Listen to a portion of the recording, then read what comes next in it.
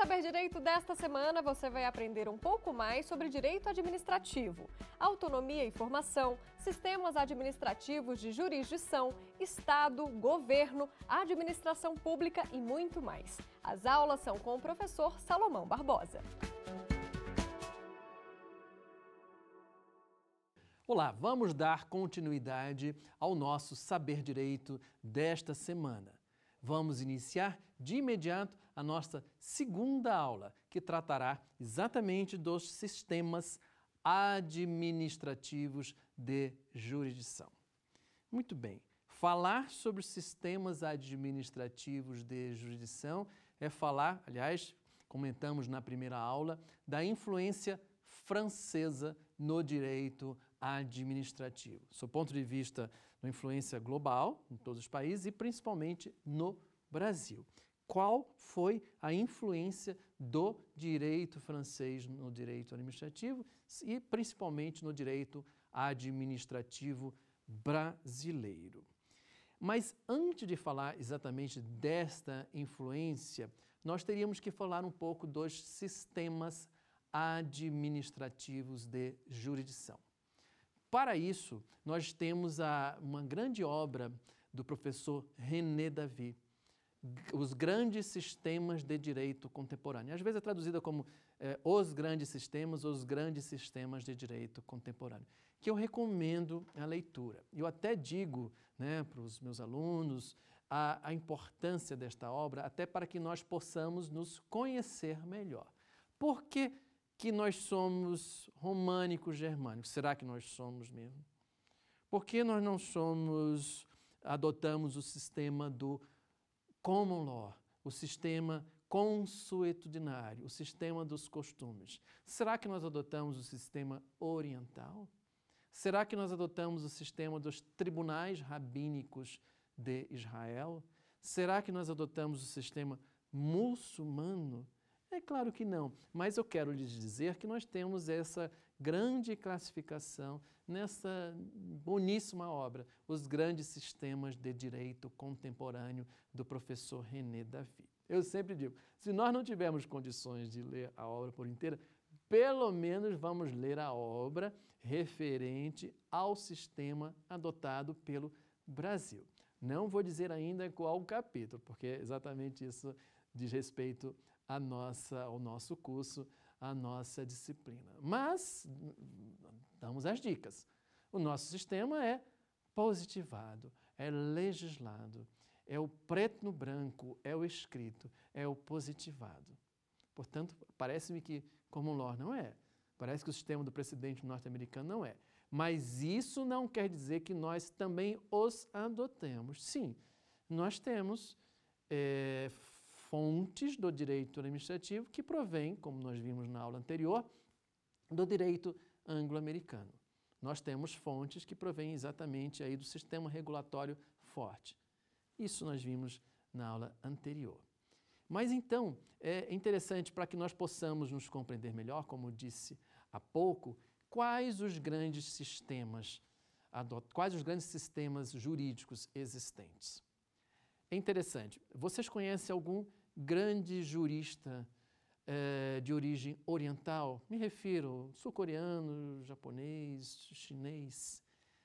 Não estou me esquecendo de Confúcio, né? Confúcio foi um grande filósofo, né? Mas eu me refiro, será que o direito, como direito ocidental, como nós conhecemos, tem uma grande influência, tem uma grande penetração nos sistemas orientais? É interessante essa visão, para que nós possamos compreender melhor o outro, o alter, para que nós possamos nos entender, nos compreender melhor. Aliás, a psicologia nos dá uma aula sobre isso. O alter, você, muitas das vezes, numa situação de vida, quando você percebe que aquele mesmo problema pelo qual passamos, o outro também tem, nós nos sentimos mais aliviados. Portanto, o estudo do direito comparado é importantíssimo. Mas eu me referia há pouco ao sistema oriental. Muito bem, veja bem, nos países, não estou me referindo, é claro, não estou deixando de considerar o fenômeno da globalização, o fenômeno do comércio internacional, mas eu não estou me referindo a isso. Mas né, no Japão, na China, na Coreia do Sul. Se você tem, veja bem, você tem uma dívida, você firma uma obrigação, né, uma pessoa X com a pessoa Y, né? Veja, se o credor e devedor, vamos colocar nessa situação, se o devedor não cumpre esta obrigação, a repercussão moral do descumprimento dessa obrigação, para eles é imensa, é intensa. Vale dizer ali, a repercussão que tem você deixar de cumprir uma obrigação assumida, eles levam isso de um rigorismo muito grande.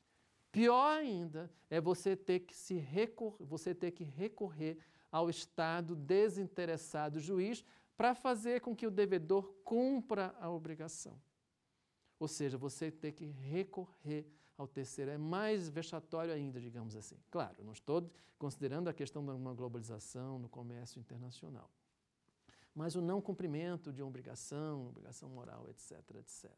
E aí fica fácil entender por que grandes executivos de grandes multinacionais, quando são flagrados em uma situação de corrupção, o que eles fazem?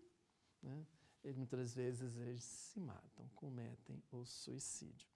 Então, é por isso que se diz que o direito, do ponto de vista do que nós conhecemos, o direito ocidental não se desenvolveu tanto nos países orientais. Eu dei esse exemplo só para que nós possamos compreender melhor os grandes sistemas jurídicos, né? E aí é claro que no direito administrativo nós vamos dar ênfase exatamente os sistemas administrativos de jurisdição. Portanto, voltemos à influência francesa, voltemos à influência do direito francês no direito administrativo brasileiro. Esta influência está marcadamente, ela é bem transparente no que concerne ao sistema administrativo de jurisdição. Então, vamos tentar explicar bem isso. O sistema administrativo de jurisdição, ele é dividido no sistema de jurisdição administrativa, né? E aí é o que nós denominamos aqui o contencioso administrativo em face da jurisdição comum. Mas existe um fato histórico, exatamente para que nós possamos chegar a esses dois grandes sistemas administrativos de jurisdição, que eu já posso lhes antecipar que, né, a doutrina desenvolveu muito isso. O sistema administrativo de jurisdição dual, ou sistema francês, e o sistema administrativo de jurisdição uno, ou também conhecido como sistema inglês. E aí pode ser paradoxal. Qual o sistema que nós adotamos? É o francês ou é o inglês? É o sistema dual ou o sistema uno de jurisdição? Mas para que nós possamos explicar isso, eu vou contar uma história para vocês. Essa história, muitas das vezes, alguns livros não trazem exatamente o fato em si, como aconteceu, né? Mas teria acontecido em 1873, na cidade de Bordeaux, na França. É o que se denomina o chamado caso Blanco. Por que Blanco? Ou Blanche dos franceses, ou Bianco dos italianos. Mas é que a família envolvida aí, a família da vítima, vou lhe explicar o porquê, se chamava Blanco. Muito bem, o acontecimento foi o seguinte: uma criança, Agnes Blanco, foi, digamos, atropelada, colhida em uma via pública por naquela época, uma vagoneta, um caminhão movido a vapor de uma empresa, vamos colocar assim, por uma viatura oficial da empresa lá de carvão ali da municipalidade. Naquela época, em 1873, o carvão era bastante utilizado como fonte de energia. Mas para simplificar, é como se algum cidadão, infelizmente, uma situação lamentável, venha a ser atropelado em uma via pública por uma viatura oficial. Cada obra diz mais ou menos assim, não diz com precisão, o que teria ocorrido. Alguns dizem que esta criança veio a falecer. Outros dizem que ela ficou gravemente ferida. Mas, enfim, o que importa mais é exatamente o que nós falaremos agora, a chamada fixação de competência. Pelo fato do evento atropelamento e ferimento ou morte tenha sido produzido, causado por um agente público no exercício de uma função pública, no caso, na cidade, porque transportava o carvão, aí vem a pergunta que não quer calar. Qual a competência para julgamento de um eventual pedido de indenização? No caso em concreto, a família da vítima, da Agnes Blanco, formulou, sim, um pedido de indenização. Só que, antes dele, exatamente no julgamento desse pedido de indenização, surge a questão. Veja, estamos ali digamos, uma situação evidente, não vou dizer que teria sido a primeira, mas de forma bem clara, evidente, que aquele dano teria sido causado por um agente público no exercício da função pública. E aí, vamos usar uma linguagem processual, né? É a questão da competência. Que órgão jurisdicional seria o competente para julgar quando o causador do dano teria sido o Estado? No caso, a municipalidade, o município de Bordeaux. A França é um Estado unitário, não poderia falar em município. A França é dividida em regiões, em departamentos. Mas, enfim, a referência é apenas ilustrativa no sentido de que existe lá, digamos, um poder público local que haveria de ser posto numa situação de réu, né, para o julgamento de uma ação ou indenização. Neste caso, o caso Agnes Blanco, nós tivemos aí de forma bastante clara, estruturada, o chamado contencioso administrativo. Decidiu-se que este caso seria julgado perante um tribunal administrativo. Mas vejam, um tribunal administrativo com função jurisdicional. E aí já nos encaminhamos para o grande sistema administrativo de jurisdição, que é o exemplo exatamente francês, que é o sistema administrativo de jurisdição dual. É como se eu pegasse o poder judiciário na França e subdividisse em dois.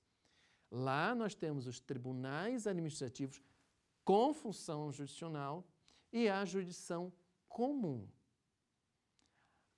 Em outros países, aí vou logo já tendo a ideia conclusiva, os que adotam o sistema de jurisdição uno, ou seja, nós temos aí um poder judiciário, eu não quero, veja bem, interessante, isso não quer dizer que nós não possamos ter divisões de ordem temática. Exemplo, isso não quer dizer que nós não podemos, como aqui no Brasil, a criação de varas especializadas para julgar os casos de violência doméstica, os casos que envolvem os indígenas, que envolvem aí uma vara da Fazenda Pública. O fato de nós termos a especialização de varas perante o Poder Judiciário, e quando é sabido que lá uma das partes seja o Estado, a União, os Estados-membros, os municípios, as empresas estatais, etc., as autarquias, isso não quer dizer que o nosso sistema seja o francês. Ou seja,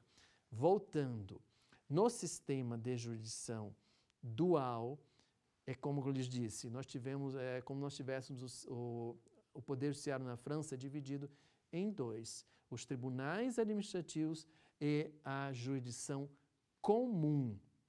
Nessa jurisdição comum são julgadas as demais causas que não estão envolvidas o Estado. Nas causas nas quais o Estado seja parte, na França elas são julgadas perante os tribunais administrativos. Por isso se diz que lá o sistema é dual. Existem, portanto, na França, tribunais administrativos com função jurisdicional, que aí nós denominamos o contencioso administrativo. Muito bem, o problema é que esta expressão contencioso administrativo também é utilizada nos países que adotam o sistema uno de jurisdição. Sistema uno de jurisdição. Aqui nós temos exatamente os tribunais administrativos, mas sem função jurisdicional. Na França, não. Na França, os tribunais administrativos possuem função jurisdicional. Isto não quer dizer, vamos colocar logo os exemplos práticos, até por razões óbvias, a nossa República Federativa do Brasil. Ou seja, no Brasil, nós temos os tribunais administrativos, sim, mas eles não possuem função jurisdicional. Na França, os tribunais administrativos possuem função jurisdicional. E a pergunta que não quer calar, nós temos o contencioso administrativo no Brasil? Sim, a resposta é positiva. Nós temos o contencioso administrativo no Brasil, sim. Mas esse contencioso administrativo não tem a característica da prestação da função jurisdicional como órgão integrante do Poder Judiciário. Como eu havia lhes dito na primeira aula, os três poderes dizem o direito, prestam a jurisdição, mas somente um deles, o Poder Judiciário, presta a jurisdição exatamente com essa característica de prestação jurisdicional em concreto, propriamente dita, com a função jurisdicional, porque função jurisdicional é dizer o direito. Os três poderes dizem o direito, mas somente um deles decide aí com essa característica de prestação da função jurisdicional. Portanto, esta característica é uma característica bastante importante, exatamente, que é aí a nossa conclusão, no sentido de que o Brasil adota, sim, o sistema administrativo de jurisdição uno, que é o sistema inglês, né? E aí vamos dar alguns exemplos práticos do nosso dia a dia. Qualquer um de nós, quando recebe uma multa de trânsito, primeiro nós recebemos em casa a chamada notificação prévia. Notificação prévia para que aquele cidadão possa se defender. Veja, e você tem a imposição de um prazo, a fixação de um prazo para exatamente você exercer a sua notificação. Com a notificação prévia, o cidadão tem a ciência ali da imposição da multa e ele pode vir a contestar. Veja, aí abrem-se duas brechas aí, duas espécies de contestação.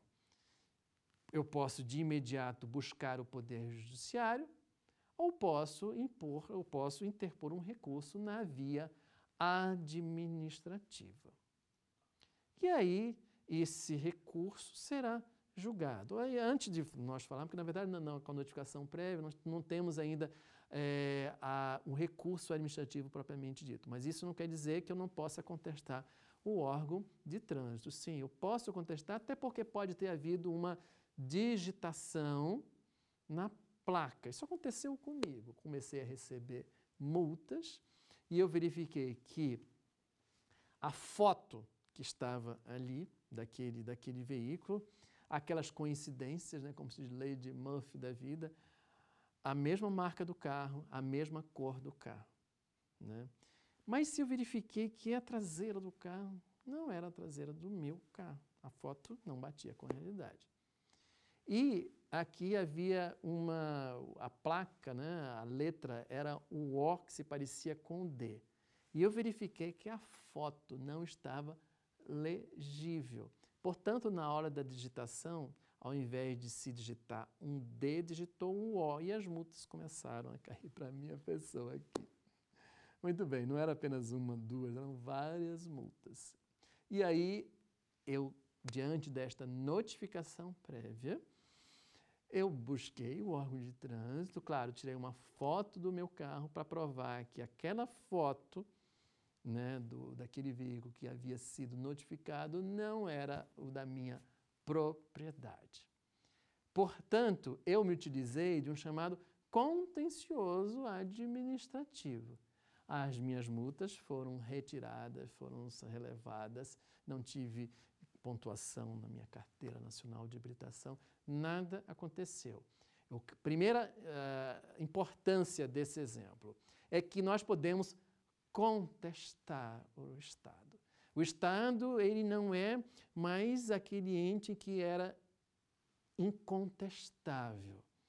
Veja, se nós debatemos na primeira aula a figura do Estado, e aí nós concluímos, né, como está da evolução do Estado, no sentido que hoje não há falar numa total irresponsabilidade estatal. O Estado hoje é responsável também pelo cometimento de danos, exatamente, e esses danos podem ser objeto de uma reparação. Mas qual é a origem de tudo isso? Ou seja, o Estado hoje que nós conhecemos hoje não é o Estado sou eu, l'état c'est moi, o Estado, eu sou Deus na Terra.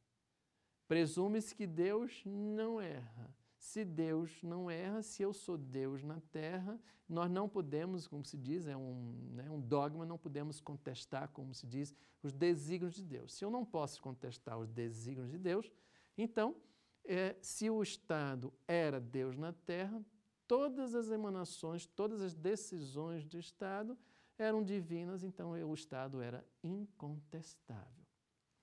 É interessante essa visão, né? Porque, claro, isso não durou. Nós tivemos vários eventos históricos que foram paulatinamente derrubando essa concepção da total irresponsabilidade estatal. E passamos para a fase da responsabilidade estatal. Não é porque seja Estado que eu não possa contestar o Estado, que eu não possa, inclusive, judicializar para que eu possa receber uma indenização pelo fato daquele dano ter sido causado pelo Estado. Mas voltando à questão da responsabilidade do Estado, né, há um fato também histórico bastante importante nisso, é que um determinado cidadão, também francês, de uma estatura baixa, baixinho assim, na sua coroação, e é importante esse simbolismo, né, nas cerimônias de coroação dos reis, dos imperadores, e aí vem aquela imagem. Quem coroava até então os reis? Quem colocava a coroa na cabeça do rei e de uma rainha? Nós sabemos quem fazia isso. Muitas das vezes era o próprio Papa, ou era um representante máximo ali da igreja, enfim. Aquilo traduzia, né, um grande simbolismo no sentido de que a partir daquele momento, a partir da coroação, você é o representante de Deus na Terra, nesse estado. Todas as suas decisões estão consubstanciadas numa vontade divina. Até o dia em que esse cidadão pega a coroa do próprio Papa e se autocoroa. Esta pessoa, sabemos que foi o Napoleão Bonaparte. Há quem diga que este foi o primeiro momento do que nós denominamos aí do Estado laico. Aliás, a expressão Estado laico provém do francês l'état laïque. Significa exatamente como nós conhecemos a total separação. Eu não gosto muito da expressão total, porque na verdade não é total. Nós temos que compreender melhor, nós temos que tecer informações a respeito da formação sociológica do Estado, né? Ou seja, qual é a formação? É uma formação muçulmana, é uma formação cristã? Mas, muito bem, e com isso, por que se diz que teria sido o primeiro exemplo de um Estado laico? Porque, a partir daquele momento, Napoleão Bonaparte diz, olha, eu não preciso exatamente de uma presença forte da religião na atuação estatal. Então, eu não sou necessariamente Deus na Terra. Portanto, os meus atos são atos humanos. E aí o homem erra. E vejam essa concepção de que como é forte na França, né? E é interessante, apenas um exemplo, né? Eu sempre digo, nosso último aula será sobre as curiosidades do direito administrativo, mas uma eu posso antecipar aqui, né? É a respeito exatamente dessa concepção do Estado laico, né? A nossa formação, a formação no Brasil. Olha que interessante, nós temos a nossa Constituição Imperial de 1824. Vocês sabem o que ela dizia, a Constituição de 1824? Ela dizia mais ou menos assim: a religião oficial do Império Brasileiro é a católica apostólica romana. Veja, em um dispositivo constitucional que fixava a religião oficial do Império Brasileiro, do nosso país, né, do nosso Estado brasileiro à época. Obviamente que isso caiu por terra com a Constituição Republicana de 1891. Né? Por quê? Porque com os ideais republicanos, com os ideais do positivismo, com a influência da Constituição norte-americana. Aliás, sobre isso é importante falar da figura do nosso imperador Dom Pedro II. Os historiadores, né, há estudos bem interessantes sobre quais eram os verdadeiros desejos dele. Dizem que Dom Pedro II era tão republicano quando imaginava que ele não fosse, né? A história nos relata que Dom Pedro II, já no final do seu império, do Segundo Império, ele enviou a Washington uma comissão para estudar o sistema norte-americano, né? Só que o que aconteceu? Houve a proclamação da República.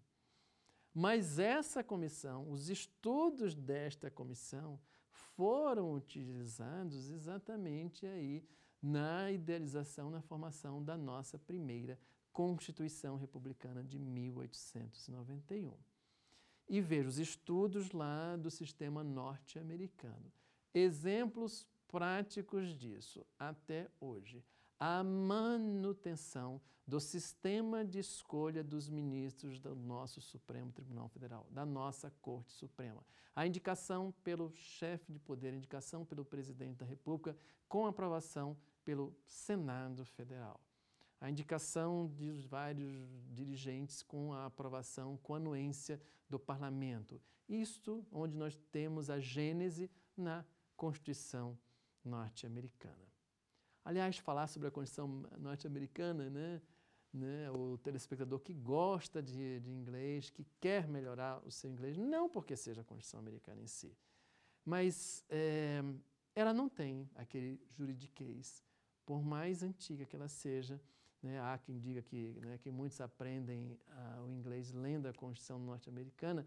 Enfim, não vou a esse juízo, mas eu quero dizer o seguinte: se nós leiam a Constituição norte-americana no seu original em inglês, nós com certeza iremos melhorar bastante o nosso inglês e ali nós teremos uma grande aula de direito constitucional.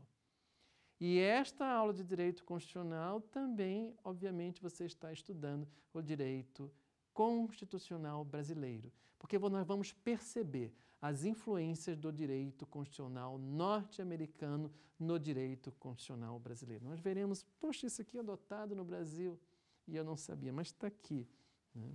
Então, é interessante. Mas falávamos do sistema administrativo da jurisdição e aí o nosso assunto, né, prolongou para a questão exatamente do Estado laico.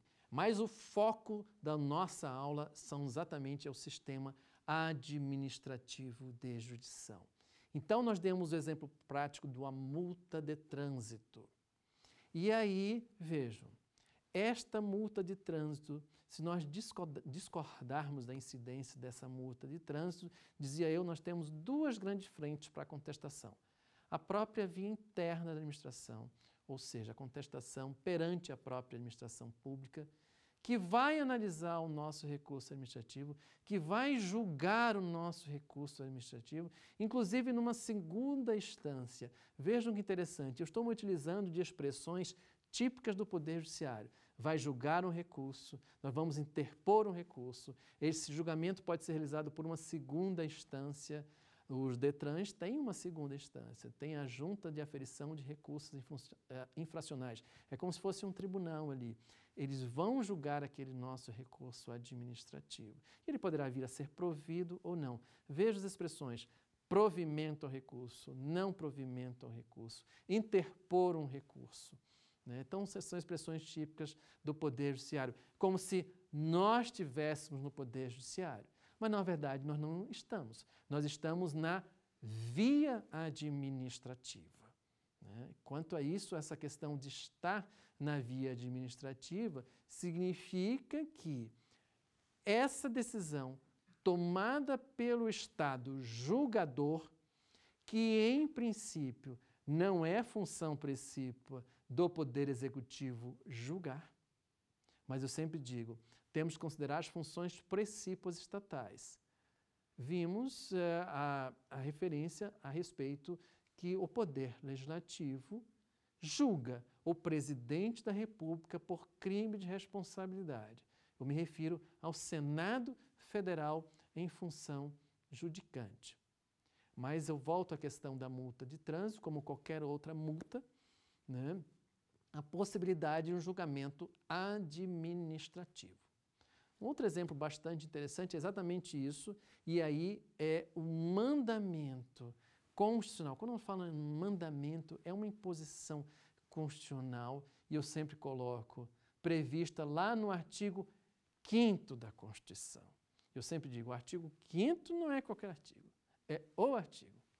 Ai de um Estado democrático de direito, que se diz democrático de direito, que não tenha um rol de direitos e garantias fundamentais, como nós temos no nosso artigo 5º. Vocês podem perceber uma gradação de temas.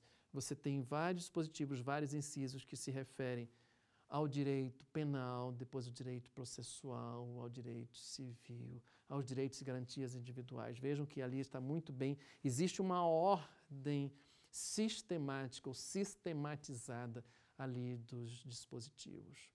E aí nós temos o artigo 555, no sentido de conferir ao cidadão o exercício do direito de defesa com todos os meios e garantias a eles inerentes. O contraditório, a defesa, a ampla defesa e o contraditório, com todos os meios, com todas as modalidades de defesa, as mais amplas possíveis. Em nenhum momento a Constituição quis limitar isso, porque é exatamente uma das características desse Estado democrático de direito. Primeiro, você poder contestar o Estado. O Estado não é mais incontestável. O Estado é contestável, você pode contestar, você tem o direito de petição aos poderes públicos, que é um outro grande viés democrático. A possibilidade de você poder peticionar ao poder público da forma mais simples possível. Seja para, olha, um vazamento de um cano numa via pública, um galho de árvore que está para cair, o corte de uma grama, vamos chamar o Estado realmente tem, pelo menos, a obrigação de responder, ou seja, o direito de peticionar, de pedir. E um outro viés democrático importantíssimo é nós, cidadãos, temos o direito de saber, claro, respeitado a questão do sigilo, respeitado o que o Estado pensa a nosso respeito, se nós precisarmos usar essa informação na defesa do nosso direito.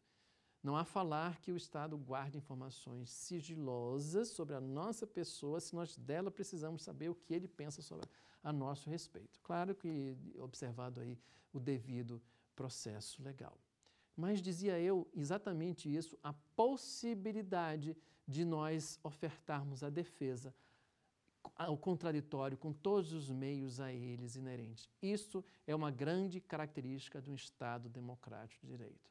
Portanto, um outro exemplo de uma multa, um determinado cidadão que possua uma padaria, que possua uma barraquinha de um cachorro-quente numa via pública E aí vem a fiscalização e percebe que você está vendendo ali um queijo estragado, um alimento deteriorado. Muito bem, é feita a primeira providência administrativa a ser tomada é que exatamente que não se separe aquele produto, que não mais exponha à venda pública. Perfeito. E também, além disso, será imposta uma multa. Quando falamos em imposição da multa no direito administrativo, ela deve observar o devido processo legal. E observar o devido processo legal é observar também a ampla defesa e o contraditório. Então, esse proprietário dessa padaria ou desse estabelecimento comercial que está vendendo um produto estragado, ele terá a ampla defesa ou contraditório, terá a possibilidade de se defender. E aí, e é muito comum, né, ele vai se defender e vai dizer, olha, o queijo, o produto se deteriorou, se estragou, porque faltou luz a noite inteira. E esse produto não pode ser bem condicionado. Sim, claro, não pode ser vendido, por uma questão de saúde pública. Mas será que essa multa seria justa? Então, veja, ele não concorreu para isso, né? Até porque necessitaria da refrigeração. Eu não estou dizendo que ele deveria expor aquele produto à venda, não é isso. Mas estou dizendo que ele se estragou em decorrência disso. Portanto, ele está exercendo a ampla defesa e o contraditório. Não vou dizer que isso não seria um justificativo, ele está dizendo, olha, o queijo, o produto se estragou em decorrência da falta de energia elétrica.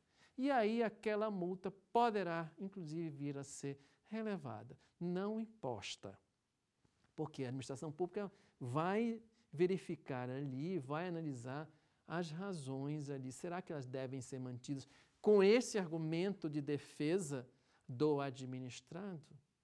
É como se ela fosse o juiz da causa e verificasse, analisasse a contestação do réu, os argumentos de defesa relacionados ali pelo réu. Eles podem ser tão relevantes e aí, no caso da administração pública, ela pode relevar, ela pode deixar de impor. Foi o que aconteceu comigo com a questão da multa de trânsito, que houve um erro de digitação, essas multas foram retiradas do meu veículo. Isso realmente aconteceu. Eu me utilizei da minha ampla defesa, do meu contraditório, e aí o que é importante? Não precisei buscar a via jurisdicional. Não precisei buscar o poder judiciário. E aí então quer dizer que o nosso sistema administrativo de jurisdição é dual? Não, ele continua sendo o sistema uno, ou sistema de jurisdição administrativo inglês. O fato de se ter à nossa disposição o poder judiciário bem organizado, bem estruturado, não quer dizer que nós tenhamos aí uma mudança do sistema administrativo de jurisdição. Se eu quisesse, eu poderia ter contestado de imediato o poder judiciário. E é um outro tema aí bastante intrigante, bastante polêmico, a necessidade de exaurimento ou não da via administrativa. É necessário que eu chegasse à última instância, digamos, do DETRAN, do Ministério da Justiça, para que eu pudesse buscar a via judiciária, o poder judiciário? Não. Vejo a jurisprudência está se encaminhando praticamente para a desnecessidade.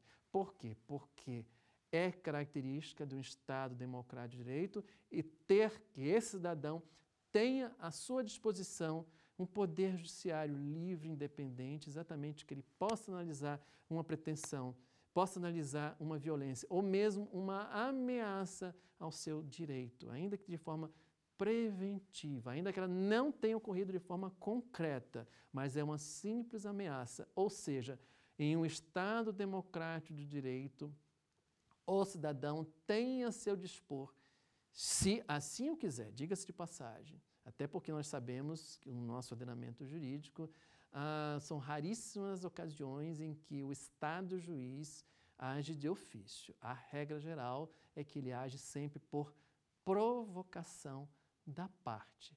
Mas isso, exemplo, a contrário senso, isso não quer dizer que um juiz criminal, verificando uma ilegalidade na situação daquele réu, daquele acusado, conceda um habeas corpus de ofício.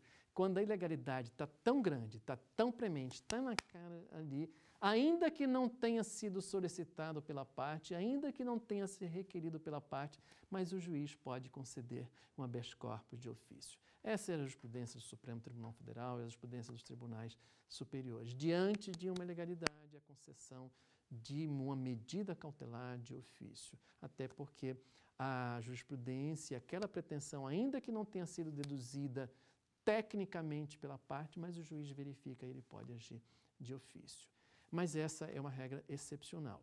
O que nós estamos falando é exatamente em que o juiz não age de ofício, em que a administração, no caso, relevou a multa, como pode ter também entendido que a multa não seria devida, não deveria ser imposta àquele cidadão que talvez tivesse vendido aquele queijo estragado, não porque ele deixou estragar, mas porque faltou energia elétrica durante a noite inteira.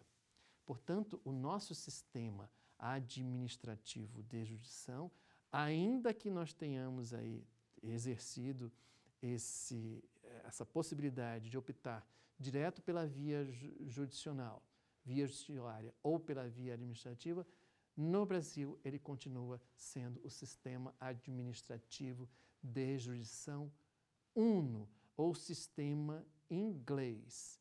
E repito, isto não quer dizer que nós não tenhamos os tribunais administrativos. Temos sim tribunais administrativos, mas sem função jurisdicional. E aí mais um ponto que importa considerar é exatamente a questão da impugnação na via judicial. É muito comum, muitas das vezes se percebe uma demora na prestação do dizer do direito na via administrativa. E aí vem a pergunta que não quer calar. Será que essa minha pretensão, né, resistida para usar a linguagem processual, será que ela seria mais rapidamente apreciada perante o Poder Judiciário? Ou se eu a mantivesse diante do âmbito da via administrativa, né? Há, muitas das vezes, uma questão polêmica, a questão do fornecimento dos remédios. Uma vez eu vi um comentário no sentido que talvez hoje seria mais fácil, claro que não é polêmico, de se obter um remédio que uma farmácia popular não forneça na via judiciária, perante o Poder Judiciário, que na própria administração. Isso é uma excrescência? Obviamente que não deveria ser assim. Mas será que a resposta do Poder Judiciário tem sido mais rápida, mais célere do que a própria administração?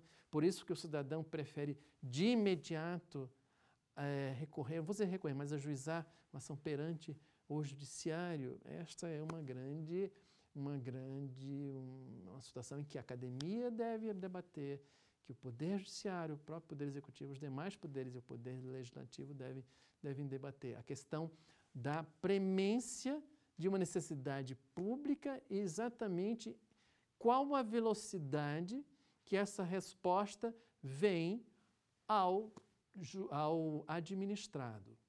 Aliás, essa expressão administrado ela é muito ampla, né? Porque eu sempre coloco para todos o exercício dos três poderes, né? Quando nós falamos do Estado juiz, do Estado legislador e do Estado executor, do Estado do executivo, né? Todos os três são Estado, mas nas suas três funções estatais, nós às vezes esquecemos que nós temos exatamente esse Estado juiz, né? Interessante algumas questões, digamos, mais uma curiosidade, né, do âmbito do direito administrativo, constitucional, penal, processual penal, tudo junto. Porque o direito é assim. Na verdade, eu sempre coloco, né, não tem a teoria, tem a teoria dos vasos comunicantes, por que não tem a teoria das disciplinas comunicantes, a teoria dos ramos comunicantes, né? Eu me refiro exatamente a essa, é a essência do equilíbrio dos poderes. O presidente da República não poderá se afastar por mais de 15 dias sem autorização do Congresso Nacional. É o Poder Legislativo verificando as contas do Poder Executivo, as contas de um exercício, sendo auxiliado pelo Tribunal de Contas da União. Isso com essa mesma simetria ocorrendo nos estados e ocorrendo nos municípios. Então, nós temos uma coparticipação de responsabilidade nessas funções estatais. Isso é muito importante, até porque, muitas das vezes, a resposta está numa edição da lei ou a resposta está na prestação jurisdicional. Nós temos exemplos em que nós não temos a previsão legal, mas nós temos decisões, principalmente do Supremo Tribunal Federal, em que, digamos, suplantaria aí o previsto na lei. Eu me refiro à possibilidade, em teses, da interrupção da gravidez em decorrência da anencefalia. Eu me refiro à união homoafetiva neste país. Nós não temos dispositivos expressos legais sobre os temas, nós temos decisões do Supremo Tribunal Federal. E aí vem a pergunta que não quer calar. Parece-me que nós estamos saindo ou adotando com bastante força o sistema do precedente jurisprudencial norte-americano. Vejam a força jurisprudencial, a força que tem uma decisão do Supremo Tribunal Federal, principalmente depois da emenda constitucional número 45, com a criação da repercussão geral da questão constitucional. Quando nós temos o efeito vinculante na ação direta de inconstitucionalidade, e outros, vejo os mecanismos aqui na ação declaratória de constitucionalidade, isso, a súmula vinculante, os efeitos vinculantes disso, né, em que momento, como nós estávamos em 2004, quando da edição da reforma do Poder Judiciário. E vejam, reforma deu um poder. Essa expressão, né, quantas reformas da Previdência nós tiveremos e ainda teremos. O Estado precisa ser reformado? Eu diria que sim, se for sempre para alcançar o interesse público, que reformemos. É claro que muitas das vezes somos criticados, o Brasil é criticado, diante de uma certa grande instabilidade jurídico-constitucional. E aí vem a pergunta que não quer calar. Quantas emendas a nossa Constituição da República tem? Já passaram de 100? Quantos anos tem a nossa Constituição? Né?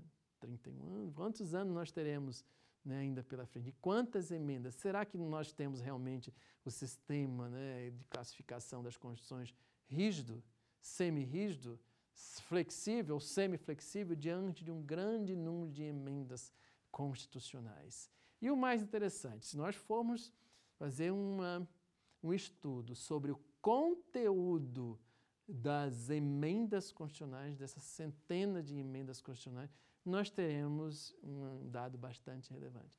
A grande maioria dela, pelo menos mais de 80%, trata de temas relativos ao direito público e principalmente ao direito administrativo, ao direito previdenciário. Este é o grande número de emendas constitucionais.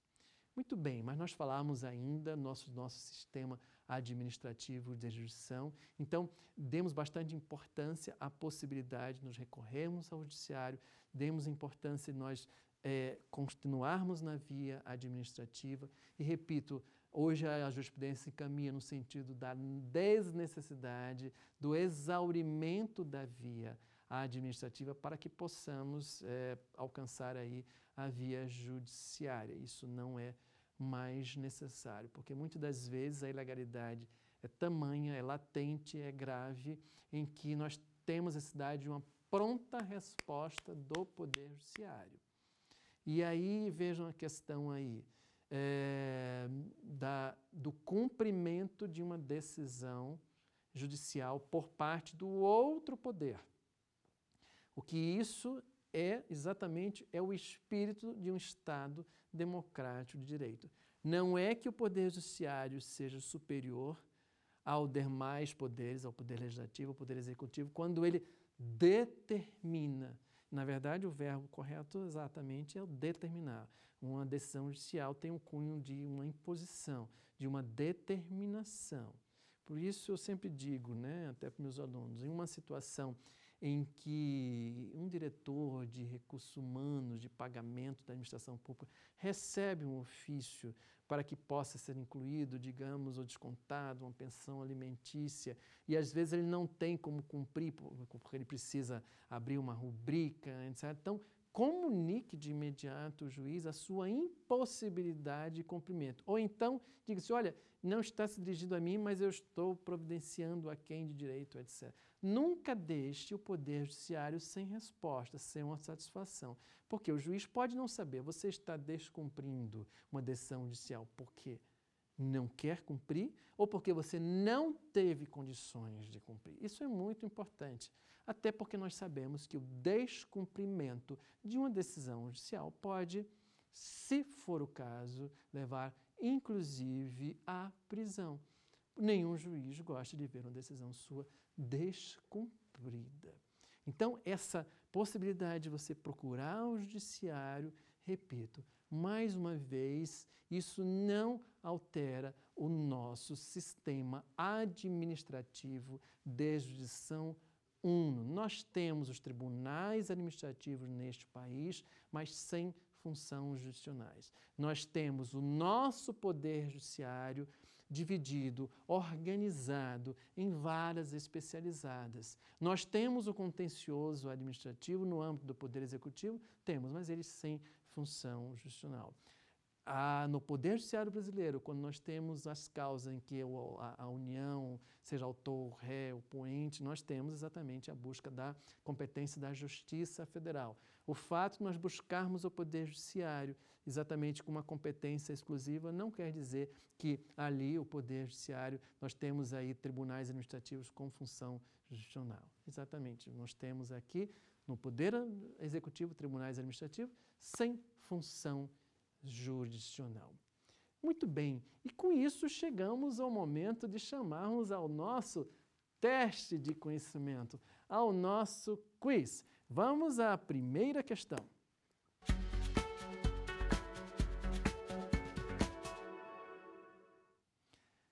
Quais os sistemas administrativos de jurisdição desenvolvidos pela moderna doutrina do direito administrativo? A. Judiciário, legislativo e executivo, clássico e neoclássico, neoliberalismo estatal e intervencionismo na economia ou a jurisdição administrativa e jurisdição comum. Lembre-se o enunciado da questão. Quais os sistemas administrativos de jurisdição? Sistema administrativo de jurisdição. Vamos à resposta? A linha D, a jurisdição administrativa e a jurisdição comum. Isso não quer dizer exatamente que nós temos a jurisdição administrativa emanada pelos três poderes, até porque os três poderes decidem, administram, independentemente de eu ser exercente do Poder Judiciário. Cada um com a sua função precípua. Muito bem. Vamos ao nosso segundo teste de conhecimento, ao nosso segundo quiz.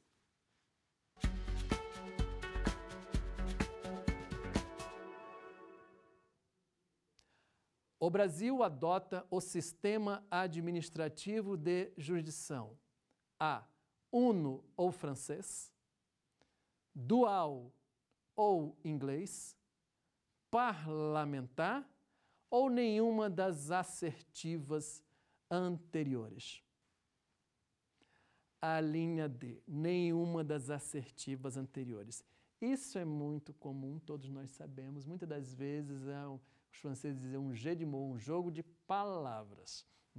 Nós percebemos exatamente aí as palavras uno ou dual, quando nós sabemos o sistema administrativo de jurisdição uno é o sistema inglês. E o sistema administrativo de jurisdição dual é o sistema francês. Muito bem, vamos ao nosso terceiro teste de conhecimento.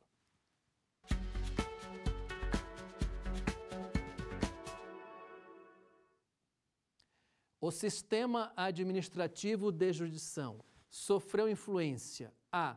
do denominado caso Blanco, em 1873, oriundo do direito francês, da Revolução Industrial, do caso Marbury versus Madison da Suprema Corte dos Estados Unidos, ou das decisões dos tribunais de Nuremberg após a Segunda Guerra Mundial. O sistema administrativo de jurisdição sofreu influência, sim, do denominado Caso Blanco, em 1873, oriundo do direito francês, quando lá, após esse caso, decidiu-se exatamente pela existência dos tribunais administrativos na França com função jurisdicional. Prestam a jurisdição, são tribunais administrativos, mas com função jurisdicional. E com isso nós encerramos nossa segunda aula. Até breve.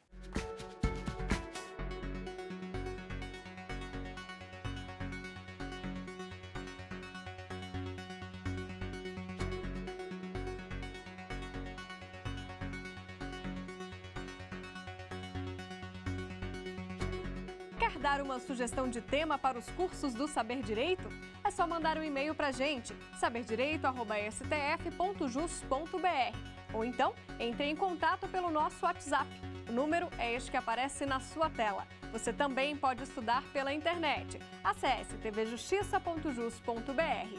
Reveja ainda as aulas no nosso canal do YouTube, TV Justiça Oficial.